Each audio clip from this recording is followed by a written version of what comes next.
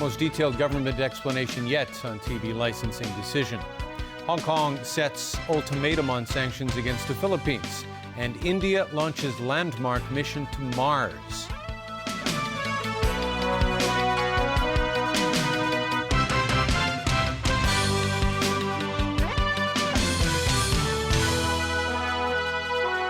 Good evening. The government today tried to calm the storm over free-to-air TV licenses by releasing a detailed statement on why 2 instead of 3 new licenses were granted.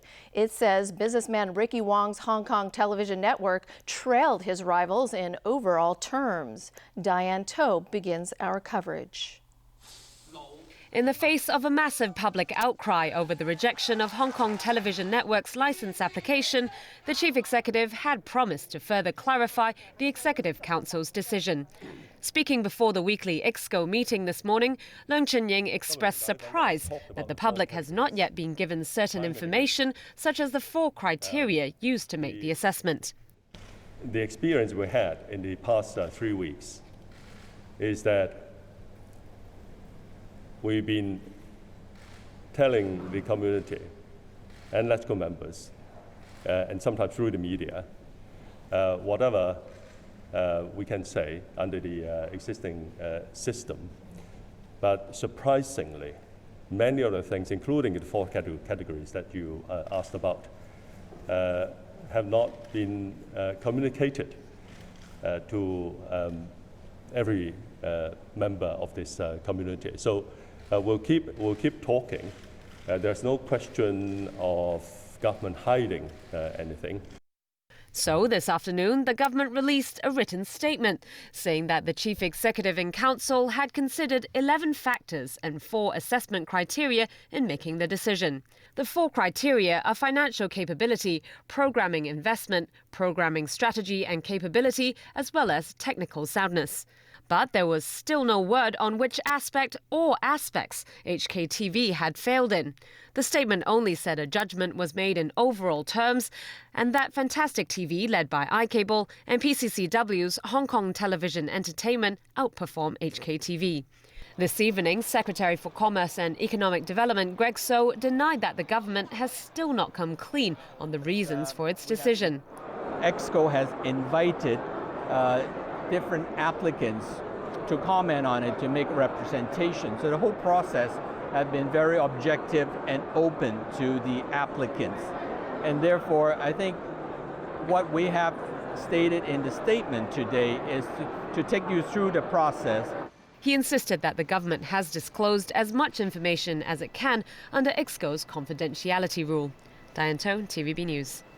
Ricky Wong hit back at the government statement, saying it failed to provide concrete reasons on why he was denied a license. And pan-democratic legislators called the statement a political maneuver ahead of a debate tomorrow on whether special LegCo powers would be invoked to look into the controversy. Joao De Silva has that story.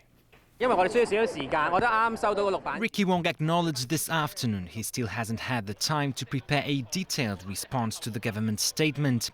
But he did not hold back. He said that the statement failed to provide the concrete reasons that led to the decision ending HKTV's free-to-air TV aspirations. On government suggestions that his company was not financially sound enough to survive in a competitive and limited advertising market, Wong said HKTV is sustainable and revealed that the consultant report he had access to stated that the advertising market was dynamic. HKTV staff also voiced their discontent. We definitely not satisfied with this because, first of all, the reason why is the reason they mentioned for the 4 criteria haven't mentioned about the weighting for the 4 different criteria, and they just said the overall comment to Hong Kong TV network is worse than the other 2. The government statement is also drawing criticism from pan-democratic legislators who are in favour of a motion invoking special LegCo powers to look into the controversy. The motion, up for debate tomorrow, would grant legislators access to information relating to the controversial licensing decision. And I hope the pro-establishment legislator will not make use of this as an excuse to cast a no vote to the motion on the use of Power and Privileges Ordinance to ask for the necessary document to enhance public understanding of the entire issue. I believe that the pro-establishment legislator and the government have already agreed that, if you explain something, then we will vote against the PNP. And even if the motion fails to pass at tomorrow's LegCo meeting, these legislators are not backing down. They say they will table yet another motion, this time asking not the government, but Ricky Wong himself to provide them with the documents. João da Silva, TVB News. To other news now, Chief Executive Len Cheng-ying says Hong Kong will impose sanctions on the Philippines if talks between the two sides on the Manila hostage tragedy fail to show substantial progress within 1 month's time. And lawmakers want to know about the possible sanctions ahead of a key LegCo debate tomorrow. More from Stephanie Choi. For the first time, the chief executive issued a deadline, with talks with the Philippines side already underway. And I would urge the Philippines government and/or the city of Manila to make concrete and timely response.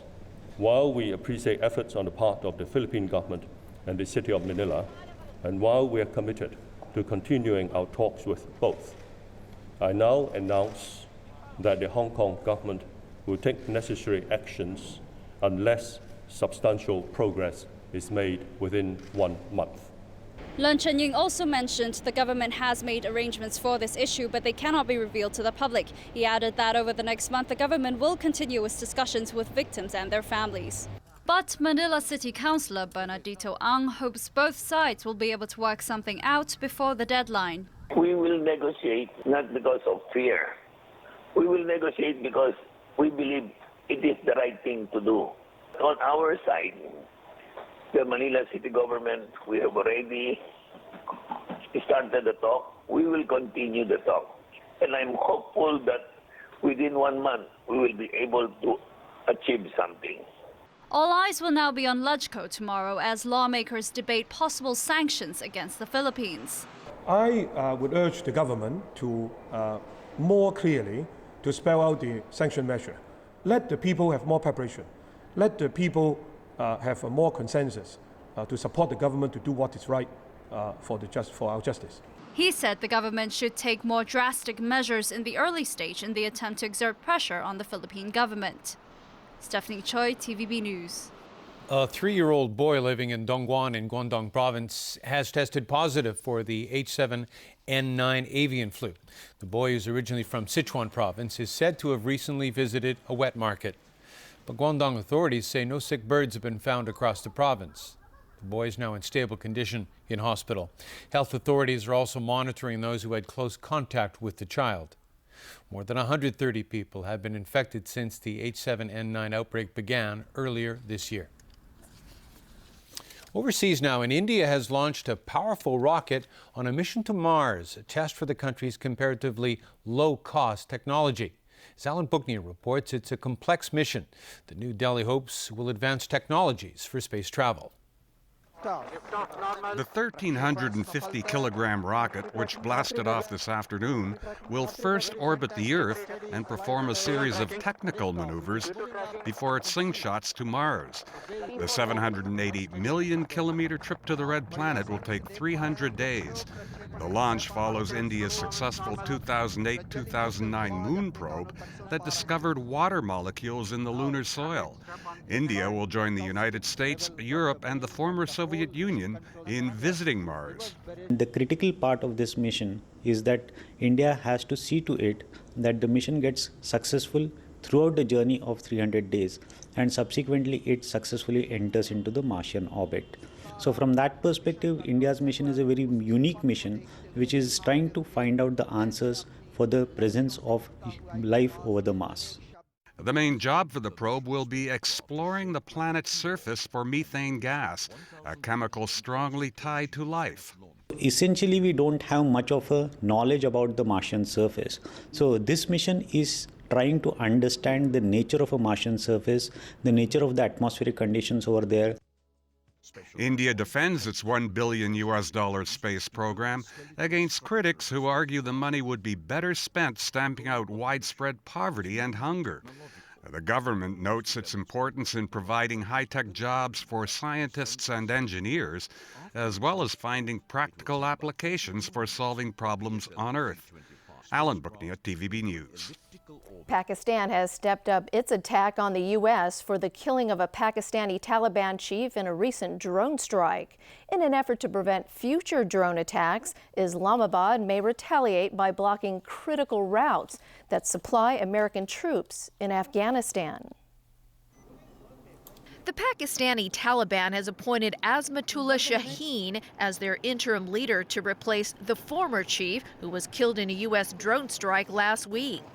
Shaheen wasted no time by accusing the Pakistani government of conspiring with the U.S. to sell out the Taliban. Even though the U.S. assassinated Pakistan's #1 enemy, its interior minister says such actions disrupted his government's peace initiative with the Taliban. Political analysts echo that sentiment, saying the brazen drone attacks prove the U.S. could care less about relationship building or the stability in Pakistan. This has lost whatever the PM and the Obama administration had achieved in terms of building some confidence. As the chair of an upcoming meeting on the consequences for ties with Washington, Pakistani Prime Minister Nawaz Sharif plans to discuss future ties with the U.S. He also plans to drive the message home: Pakistan will not tolerate drone strikes.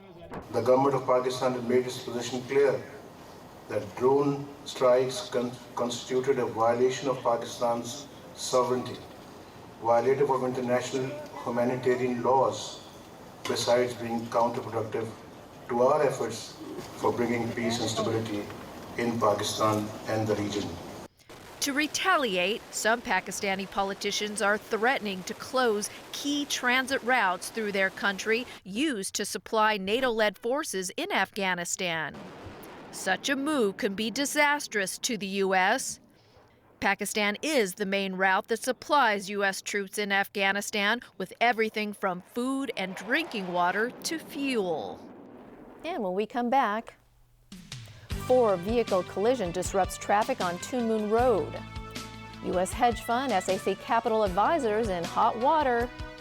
And Aussie ace Damian Oliver triumphs at the Melbourne Cup.